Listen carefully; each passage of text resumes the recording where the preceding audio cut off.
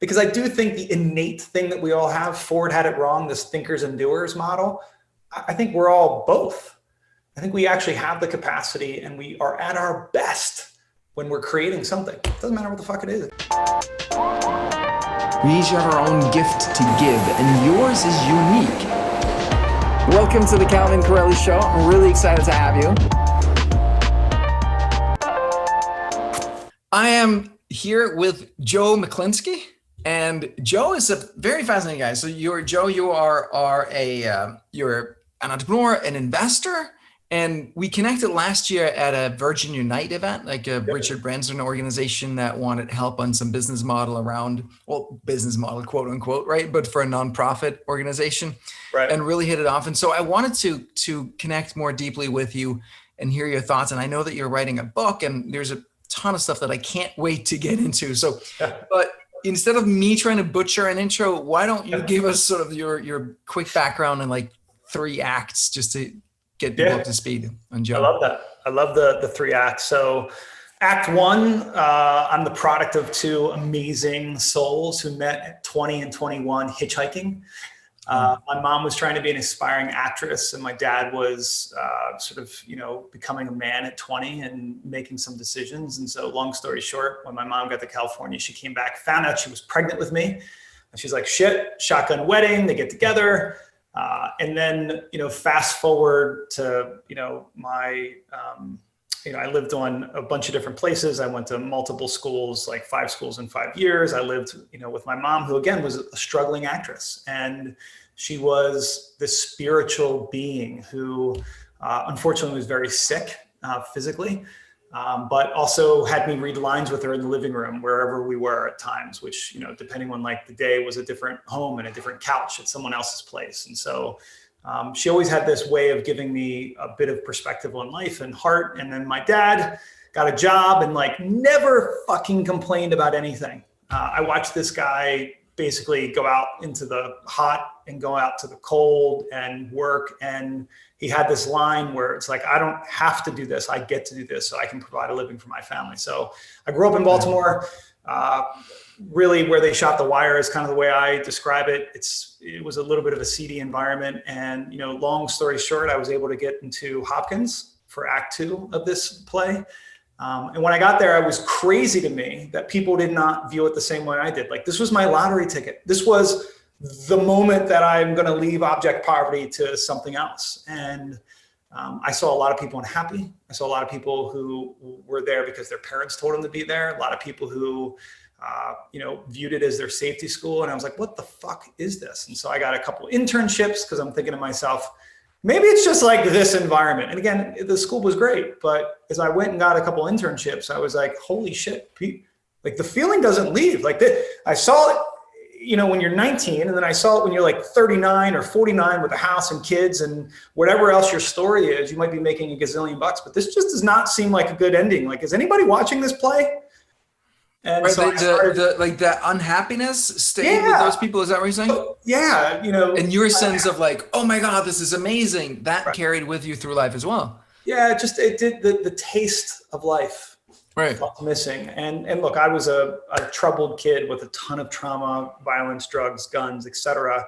Just trying to figure out my own life. And, I had a lot of death in my life. My mom, by the time she died, I was 23 and I'd already gone to 22 other funerals. So, again, a lot of life lived by that point in time. And for me, the vehicle out was being an entrepreneur. And so I started up a couple small little businesses that eventually became, one had 150 employees, just a little contracting company.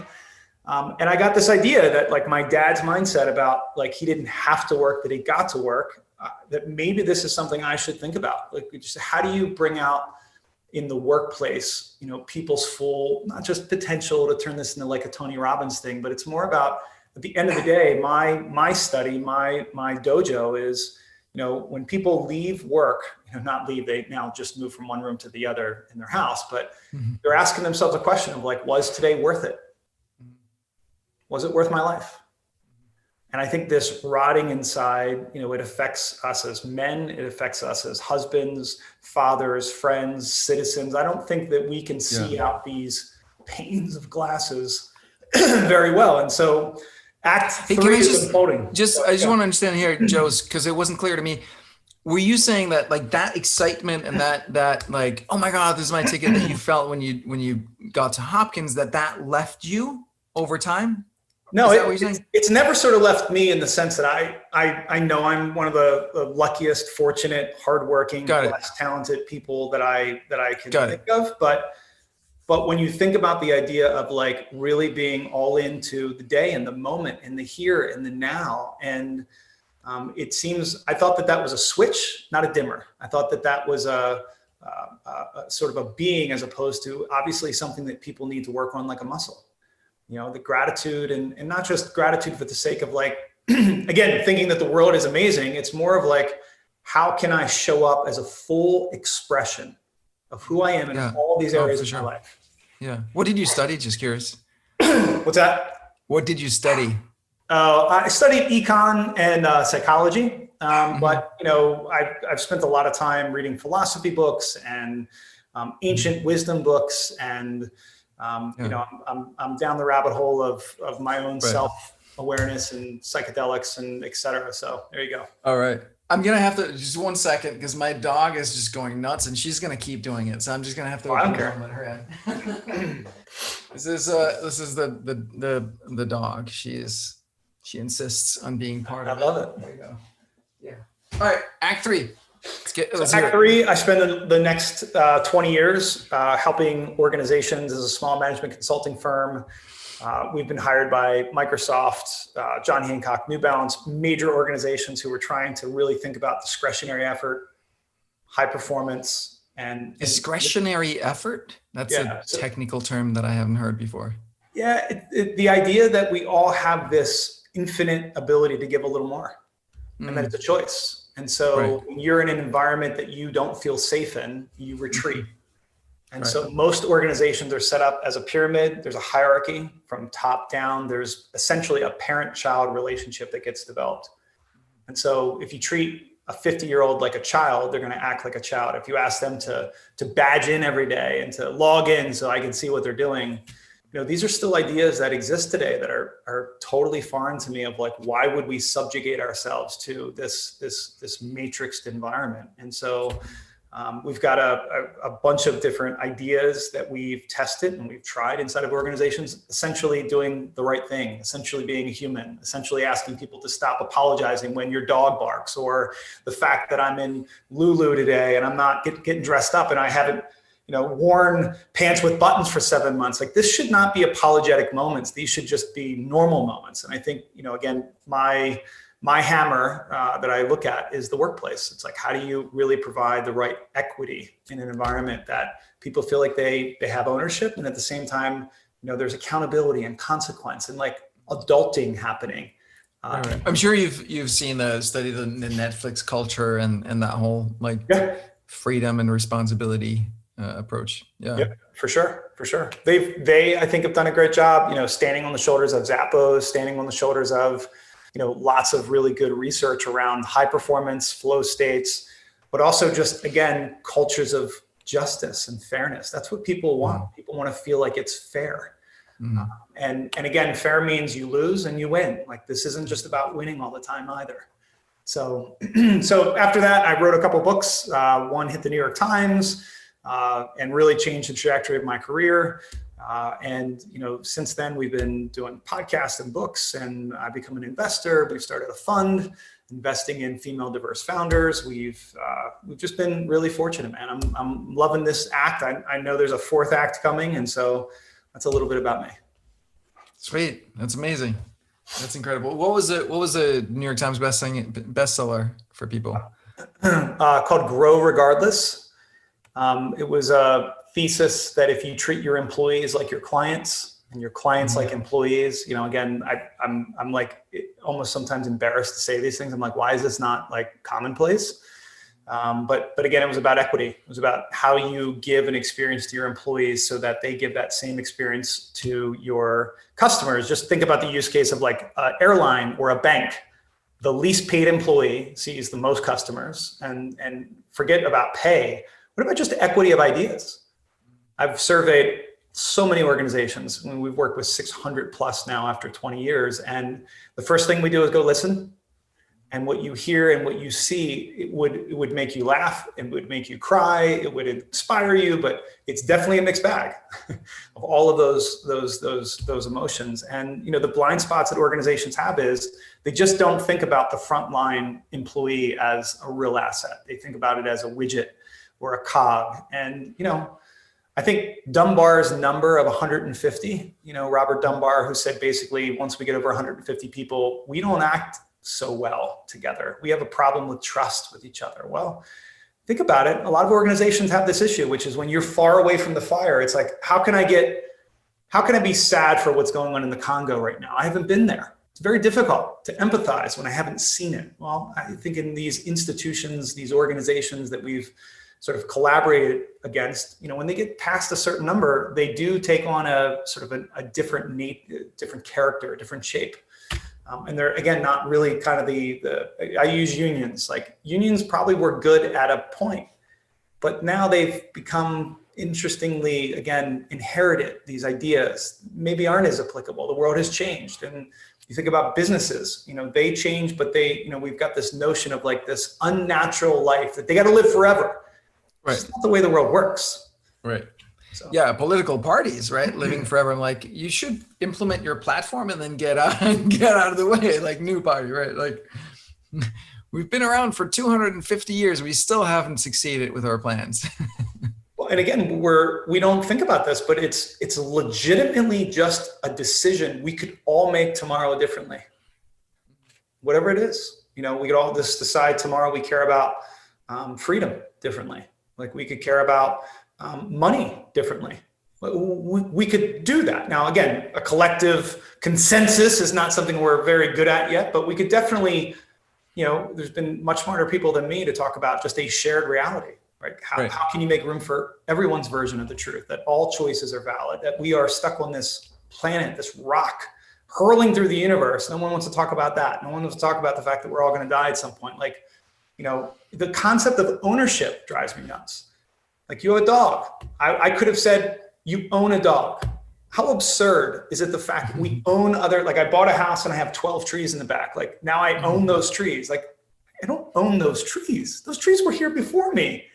Right. They're going to be here after me. It's just a fictitious concept, I think, that we're stuck on. And I think we should maybe unstuck and just see what happens. Yeah. So. I'm the steward of my dog, of the dog. I'm in relationship with my dog. I mean, again, it sounds a little funny, but I have two of them too. Yeah. But again, if we thought about it that way, we don't think about having power over each other. I think is really the thing that we're struggling with, which is, it's not easy when you feel threatened and you don't feel safe. And, anyway. So what's your new book coming? You mentioned a bit to me before. So I'm collaborating with a gentleman who, his name is Arjuna Ardal. I know Arjuna, yeah.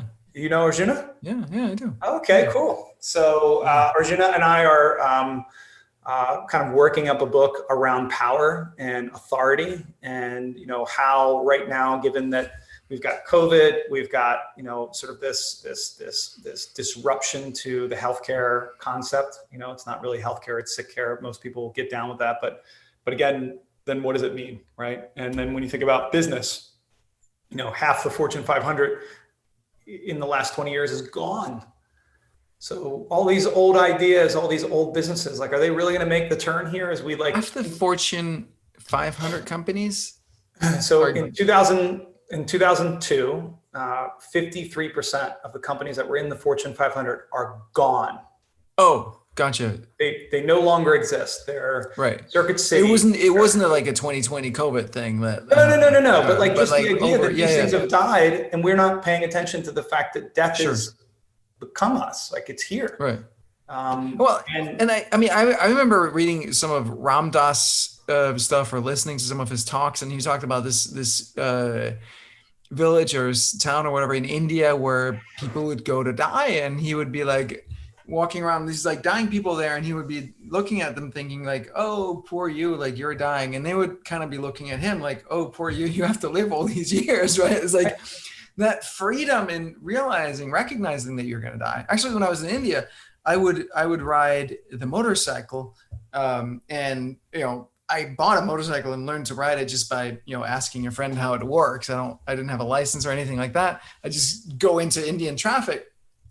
But that wasn't even the most scary. The most scary was when I was the passenger on someone else riding a motorcycle in Indian traffic, and I made very much peace with, like, I might die, right?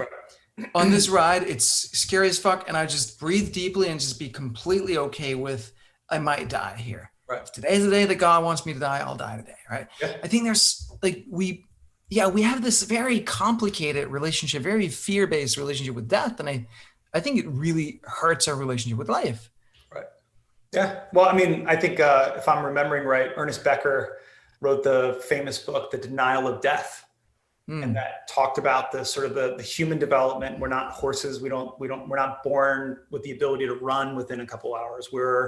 We need about 10 to 13 years to gestate, to mature, if you will, right? And part of that maturing is to actually delude ourselves that we're not on a rock hurling through the universe, that we're not in this zany world of uncertainty, that there are these patterns that we can recognize, the cause and effect. If I put my seatbelt on, I'm likely to make it home. If I put a mask on these days, I'm likely to not to give COVID to someone else. Like, these cause and effect relationships become these patterns, and these patterns build a bubble, and these bubbles build this false sense of security that sometimes work out, but sometimes don't, because we all know that we've been hit like from the proverbial left field, right? I didn't see that coming, or those are all coming all the time.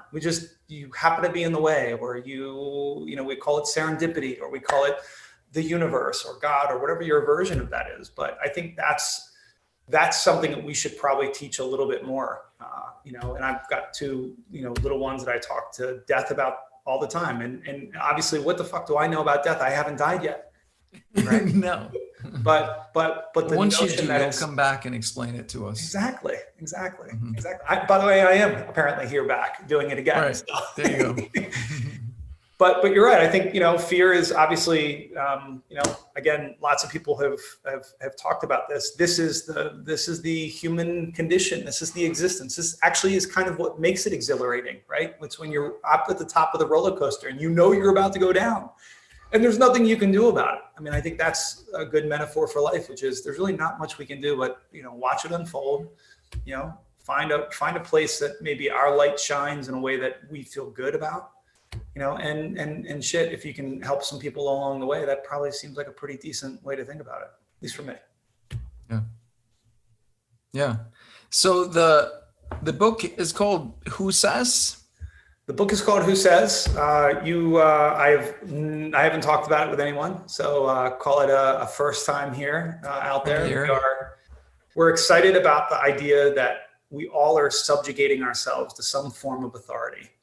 Mm-hmm. And we're also all abusing our power in some way that we can't see. That's a blind spot, right? And so, like when my kids will grab a slug outside and like toss it far, look, we're having fun, but to realize just because we're in the frame of having fun doesn't mean that we're doing good things here, right? And so, it's this idea of, really, what is our relationship with power?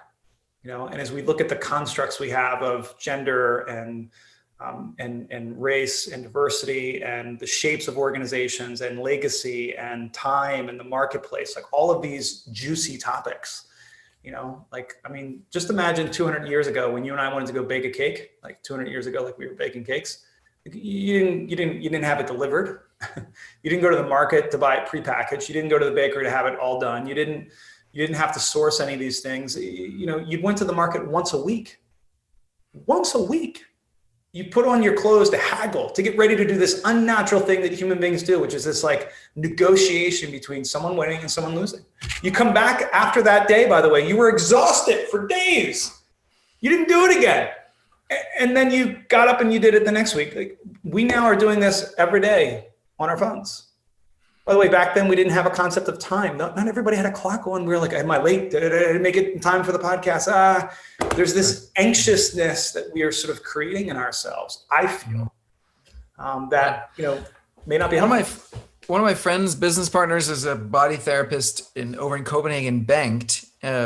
His father has been, I mean, he's been doing this work, body therapy work his whole life, but his father did it too. Like his grandfather also, actually.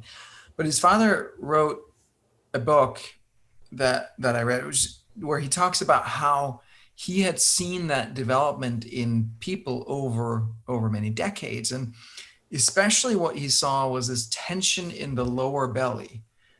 He called it exam stomach, right? Where you're constantly anxious. And so he saw it more and more, like people had this constant tension down in that area more and more, which cuts off blood circulation to your genitals, right? So to your reproductive organs. So he was like, saw that as one of the major reasons why people have more and more trouble having kids these days, and they need IVF and they need hormones and they need all these like different therapies because blood flow is literally restricted, right?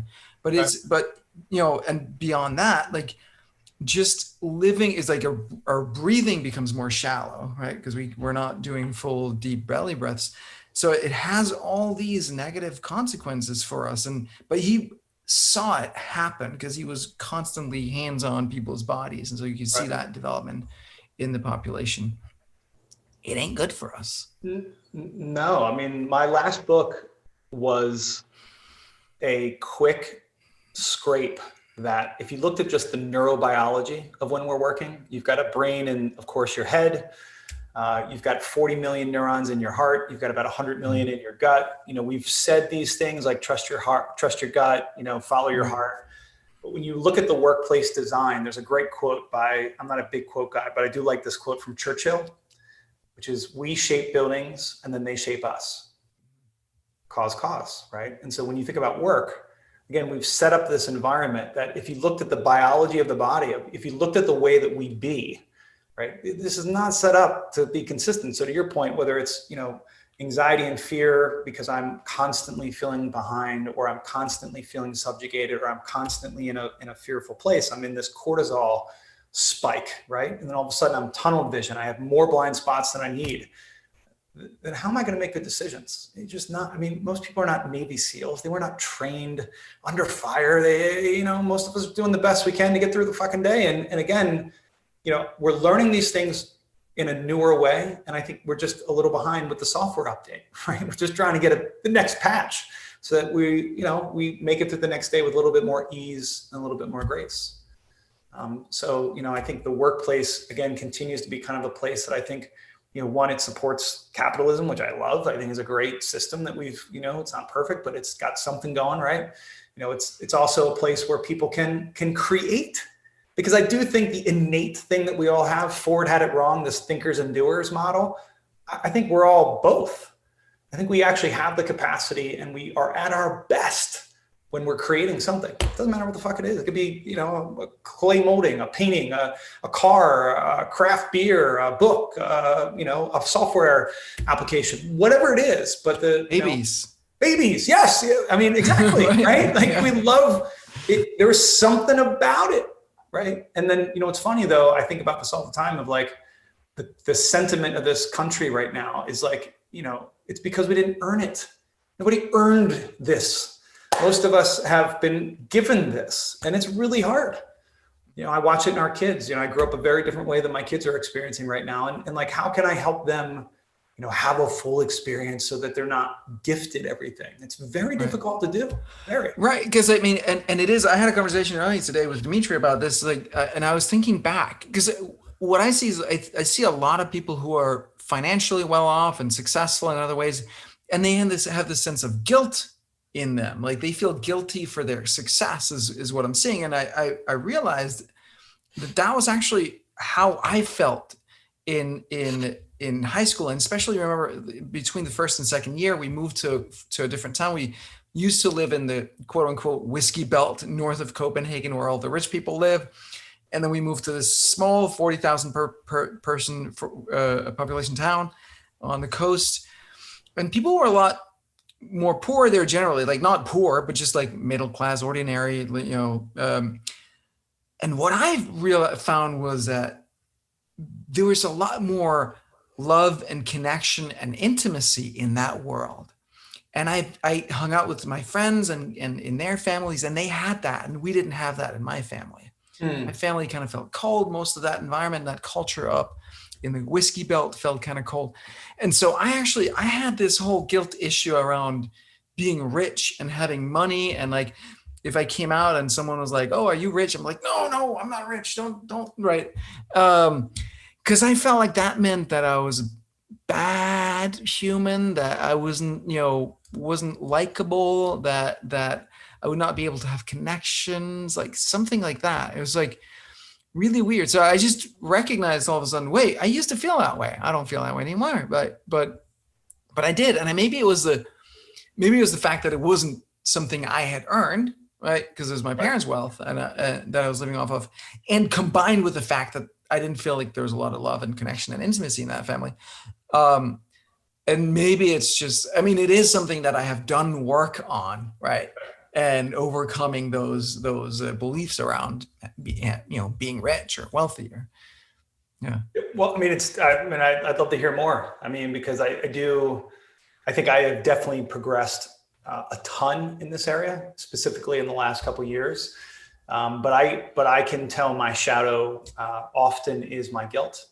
And I can go like guilt of being a white guy. I can go guilt of making it out. I can go guilt of, to your point, living a pretty, fly life right now during this crazy time. I know that I can feel the spaces color in a bit, depending on how I feed those. And at the same time, everything you said intellectually makes total fucking sense. And I think that, everybody's got to figure out how to get there. But what was your process? How did you do the work, so to speak? Well, one thing I did was I was at a workshop with a lady named Debbie Ford. Have you come across her? I have not. She was like friends with and sort of that generation of Deepak Chopra and that kind of stuff. Okay. And she wrote some books she called it shadows, which are basically projections, right? Mm-hmm. So all the things that I don't want to be with inside of me, I'll project onto other people, and then I don't have to deal with it. And that can be both positive and negative, right? So you can have, I literally we sat in groups of 4, and then we would take turns saying something positive or negative about ourselves that we didn't, a quality that we didn't want to own, and then say it out loud enough times and getting mirrored it back by other people that it kind of took that emotional charge off of it. So it was like, I'm rich. And they were like, okay, good. So what? Right. I'm rich. So you just do it until it's like, okay, I'm rich. So what? Right. Like what's the big deal? So that was definitely one thing that I did. And then like work on that emotional love and connection piece. Right. And I've done a lot of work to overcome the family dysfunction that I grew up with. And I don't think it hurt. I'm on my second marriage now, right? In the first one, I tried the completely classic thing of like, I want to do everything opposite of what my parents did, ended up creating, plenty of problems, right? And then we got divorced. And then I moved to the US. And so with my new wife and had that ability to work through all of that stuff without the day-to-day influence of old family dynamics and roles. Right. I think that has been super helpful, honestly. And just tons of work, therapy, coaching, body therapy, all of that. Right. But I think also realizing that me feeling guilty does nothing for anybody, right? Like I'm just like lowering my light, my joy. Like the least we can do if we're well off is fucking enjoy it, right? Do something, make something with it, right? Yeah. Because it helps no one. And stuff that you do trying to help other people out of feeling guilty always ends up not being very helpful, right? It's much better to come from a place of love and just loving yourself and loving other people. Yeah, no, it's well said. I mean, I think I definitely can reflect on my 20s, all of my community work. I mean, I started a foundation in Baltimore City trying to help the kids get from high school to college. I mean, our whole work message, if you go to the site, sort of sounds a bit like we want to change the world, which we do. And it is coming from a good place. And I know if I, a lot of the things that you're saying are helpful right now, because it's true. A lot of these things can't be energetically connected if I'm stuck with my guilt, right? And so as I'm trying to serve, or if I'm, attempting just to be me, me is not guilty, right? That's sort of another filter or layer or frame that, doesn't need to be there. So I have no problem, by the way, talking about this stuff, because I think I'm not alone. And I think, we bring something to each other. And I've noticed this about you, that you've either clicked in, latched in, dropped in. But when I met you in New York, I remember having the same feeling that you do exude a really centeredness and a confidence there that I admire. So thanks for sharing that. Thank you. Yeah. It's been a lot of just unpeeling layers and layers and layers and layers of stuff, right? For I think 17 years, I would say solidly. Yeah. But it pays off. It works. It's really, thank you. But thank you for saying that. I appreciate that. Yeah, man. Yeah. Of course. I think it's also like the best thing that we can do. There's a saying that you probably heard, like the best thing that you can do for the poor people is to not be one of them. Right. It's be a role model, right? Like be the person, be the role model, and the role model doesn't feel guilty, right? It's the same thing with being a parent. And it's something that I've thought a lot about because my kids live with their mom in Copenhagen. So I made that choice when they were 3 and 6 that I was going to live on a different continent, which obviously it's not what you want as a parent, right? It's obviously, they've had to pay a price for not having a father around as well, right? Mm-hmm. And I'm totally conscious of that. But I knew in my heart I couldn't be myself and be true to myself and stay in Denmark and stay in Copenhagen. I knew that, and my ex-wife and she knew that too going into it. And the only reason we ended up having kids and all that because there was a clear agreement that we're not going to stay in Denmark. Mm-hmm. So, but as a parent, I want to be a role model. I don't want to sacrifice what is true for me for the sake of my children, so that they can grow up and sacrifice themselves for the sake of their children. And and we just have this endless chain of sacrificing, right? I would much rather say, okay, yes, it's going to be painful, but I will do all of my work so that when you guys are ready, I'm here to be your guide through that process, right? Because I have done it. Yeah, look, I think what I respect about what you've said is that you seem to be aware and clear on what's sitting inside of this being the heart part. And I think that's the best any of us can do. I think from the outside as a parent, being a person who, thinks about this a lot, which is, to your point, generationally, everyone's just trying to do a little bit better than they had it or a lot better, depending on your point of view here. And, as I tell my 10-year-old often, she catches me every once in a while. I'm like, do you realize I'm making this all up? Like, there's no fucking guide. I'm not like, there's no book. I didn't go to school for this. I'm legit making up the next rule. And she just like clicks in and looks at me and I go, sweetheart, that's what this whole thing is. We're all making it up. And, totally. And I think part of that though, to your point is, it is a struggle as a man that I want to follow my heart. Right. And I also want to provide. And I think we all, at least I'll speak for me personally. Look, I had a little bit of a rough go in the first act of that play. And there's of course a part of me that I'm projecting to not have them go through the same pain. Mm-hmm. But I think as I mature, hopefully, what I'm also wanting to do is not rob them of that experience and not rob them of the lessons and the teachers that were, kindly put in my way, no matter how painful they were. And so this is a dance. I mean, it really is. It is the best I've got, around it, which is, I think, to your point, we have this little saying at Shift, which is like a better you first, mm-hmm. then a better us, and then a better all, right? And that sequence here is kind of important. And, if you can be reflective and courageous enough to look at your own shit and to really work it all out and be able to name it and claim it and talk about it and do all the crazy crap that I'm sure you and I would have fun on part 2 of this talking about, then hopefully, you to your point, you've set a different North Star that they'll guide, that will guide hopefully other folks to think about. So yeah, I love it. Yeah, it's such a challenge to, you know, the struggle is where we grow, right? And we know that, and yet we don't really want more struggle for ourselves or for others, Well, right? it's tough. Look, proportionately too, I think it's important, and this is just my frame, but there is struggle, and then there are other forms of struggle that are probably unnecessary, right? Like warring at this point with each other. I mean, we are all human beings. That's probably unnecessary, right? Hmm. The idea that there are kids enslaved. This is unnecessary and not needed. Sure. We're talking, Yeah, yeah. on the spectrum or the continuum of struggle. I think what we're all trying to do is calibrate what's not, it's the Goldilocks, what's not too much, what's not too little, depending on where you start. And I think Mhm. that's, therein lies the political landscape of everyone trying to figure out what makes sense with that context.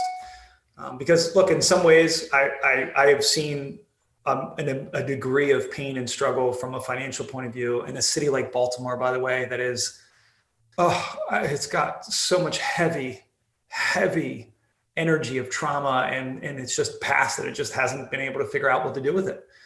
And there's so many bright spots, but when you see a kid who generationally, there haven't been father figures because of different elements that are in place, or you see, organizations that are still, not giving women maternity leave. Like these are not struggles we need to deal with anymore. Like, give people the basic stuff so that maybe we can free up all of their talents and wisdom for something amazing. I think that's sort of what I'm hoping for. Yeah, So yeah.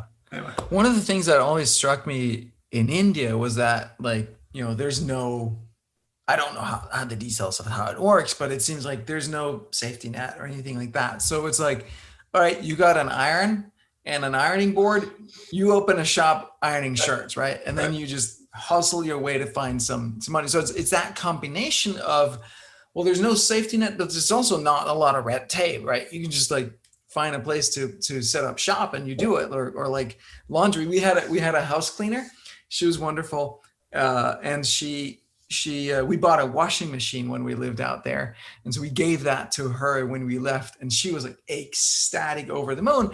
And so that becomes an entire business for her, right? Because now she can do laundry for everybody, not by hand, which most people do, but with a freaking machine. I don't know if it's still operational. I haven't stayed in touch like that, but it's like, it's that sort of entrepreneurialism, right? Or like you figure it out, you do something, and people find a way, and they support each other, and it's not easy, it's tough, but Yeah, and again, those are, for I think what we're all trying to do is there's 7 billion of us with all these mhm. unique stories, and again, I think where I have I'm a little bit of the justice police, if you will, when I think when we're using our power in a way that, whether we meant it or not, it's got a downstream effect.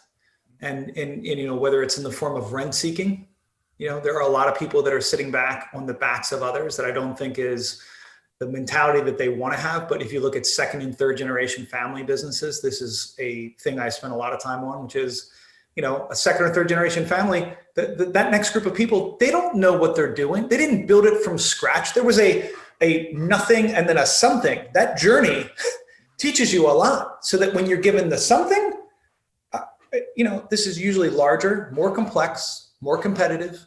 These are not skills you learned in college, and again, good luck. And there's nothing wrong with that. But if there's not a humility of understanding you don't know anything really yet, I think that's Right, the part where, where you come back and you see this entitled right, sometimes yeah, position where, look, everyone should just kind of back up and just remind ourselves that we all kind of choose here, particularly in this country. We get a chance to like vote with my feet, right? Not everybody has that mobility, but I think understanding that would be good. And I do think anytime that we can all, like, I've done multiple police ride-alongs. I've stayed the night in the homeless shelter. I've done multiple prison tours. I grew up in a lot of places where those things happen, because you were just not making good decisions, or, caught up in different things. But like, when you talk to people who have all these crazy opinions, like I love talking to people on both sides of the aisle who have all these opinions, but haven't actually talked to, like you have a worldly perspective. You've been to India,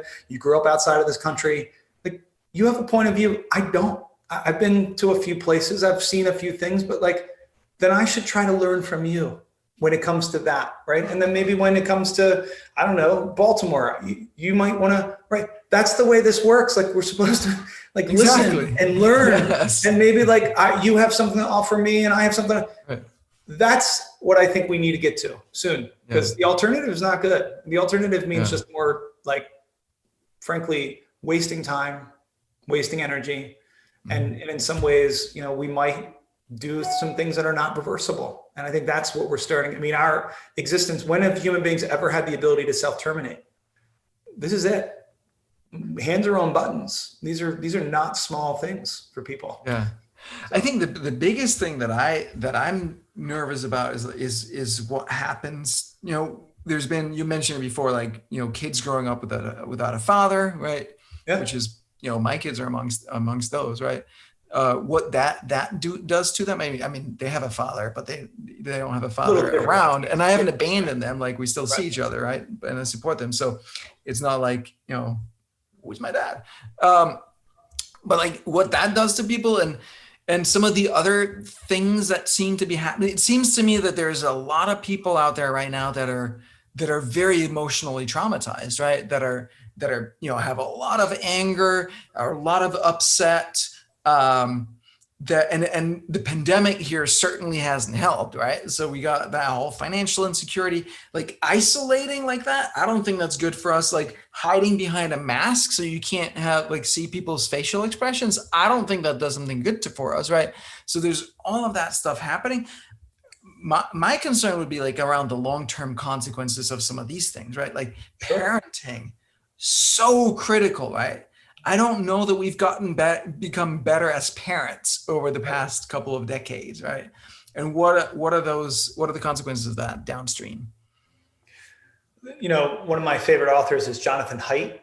He's written some amazing books, you know, all the way back to The Righteous Mind, but his last book, Coddling the American Mind, which, you know, highlighted this, you know, that plus everyone's probably heard of The Social Dilemma, and you start to really add up again, this power, these engagement platforms, and then our kids who haven't really been fully formed yet, and young teenage girls, and suicide is through the roof, to your point. Like these are all things that we don't understand. Back to the idea of like, okay, so that if that's true, one of my favorite lines from Richard Saul-Wurman, the founder of TED, is he says, understanding should precede action. Right? And so to your point, you know, I am only parakeeting what I think I know, right? I think masks seem to make sense to stop the spread. But to your point, you're making a really good point, which is, but what's the downstream effect of never seeing someone's full expression?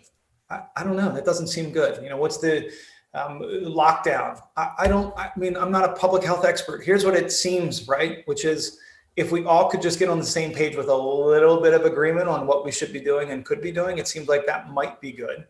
But it's not going to happen anytime soon. Is, you know, a worldwide accepted point of view about how to handle something this big. And so I think the maturing and the growing up that we're doing right now is, you know, I worry a lot about families who don't have access to the internet, families who, you know, don't have help like we do to help the kids with schooling, families who are not in a place, to your point, that have done their work and their healing. So now that you're creating this, you know, in some situations, people are being even more abused, right? People are being even more traumatized. People are going even more hungry because jobs are being, I mean, you're 1,000%, yeah. And watch this. Well, the other side is, oh, I don't want a lot of people to die that shouldn't die because we can't figure out how to like distance, or we shouldn't figure out how to take care of health, immune system, and inflammation and all the things that we care about. But like, we're still trying to get people not to eat McDonald's, for fuck's sake. You know what I mean? Like that's still a debate that Coke is not a thing that we should be putting in our bodies, right? I'm not trying to be the police here of what you do, but like, holy shit, when my family comes over occasionally to the house and gives our kids sugar, I'm like, what the fuck? My mother died of diabetes. What are we doing here? Like, I don't care that it's Halloween. It's a silly exercise to go to people's house to beg for candy, to get candy, so the kids can get all ginned up. Like, I don't get it. So again, they're going to do trick or treating, and I'm a little wacko sometimes, but it's like, I think we ought to reevaluate some of these things. That's all. Absolutely, yeah. And the answer to a lot of these things are out there, right? It's just like like as a society, my camera does this thing where it gets me out of focus here from that. Good camera, though. I like it. Yeah. Thank you. Yeah, I gotta figure out how to fix this. No, it was like one of my favorite quotes is, "The future is already here. It's just not evenly distributed yet." Yeah. Right, like Gibson, right? Yes, and I heard it from Tim O'Reilly. But yeah, there's like, I think all the solutions are out there, right? It's just that as a society, mainstream, they're not in the mainstream. They're just not in the mainstream. And that's the thing that we need to figure out how to make happen. But, yeah, well, and you know, I mean, my 10-second response to that is, yeah. And, you know, we need to teach people what Darwin said about evolution. It was not survival of the fittest was one part of natural selection. It didn't mean the strongest, the fittest. He talked about adaptability, and adaptability in the form of community, by the way, right? Origins of Species talked about survival of the fittest a few times, but it talked about collaboration, love, cooperation, a whole bunch, which does get left out of the, you know, the conversation philosophically, which is like, yeah, you can do you and I can do me, but we are much better as a we. Yeah. All right, man. That's a good note to end on. I like that. Did you read the book? Have you read the book? Yeah, I perused it. Yeah. Yeah. I mean, back 20 years ago when I got out of college, I wanted to read all of the books that we were, I don't know, people would talk about, you know, and I was so curious about, like, here's a guy, you know, can you imagine hundreds of years ago, you know, going like through the Galapagos? I mean, it's just crazy to me that these people, you know, that there's this ancient wisdom that resides way before we had electricity and the internet and all these other things that, you know, supposedly making us smarter, or, you know, maybe not. So. All right. Thank you so much, Joe. Appreciate it. Where can people find you and follow up with you? Yeah, go to shiftthework.com and go check out what we've got happening. We're doing a lot of work around helping organizations right now with, you know, all their employee matters, specifically this remote work thing that everybody's trying to figure out. Yeah, you can go check out all that stuff out there. All right. Fantastic. All right. And do you have one final thought that you want to leave people with? Spend more time looking in the mirror. Most of the answers are there. Yeah. All right. Love it, man. Thank you so much. Appreciate you, Joe. Appreciate it. I'll see you soon, man. Thanks. Thanks for doing this. Thank you. What up, YouTube? Thank you so much for watching this video. If you enjoyed it, even if you freaking didn't, hit the subscribe button so you get more videos from me, and also hit the bell button so you get tick, tick, tick, tick, tick, notified whenever there is a new video from me. Thank you very much. I'll catch you next time.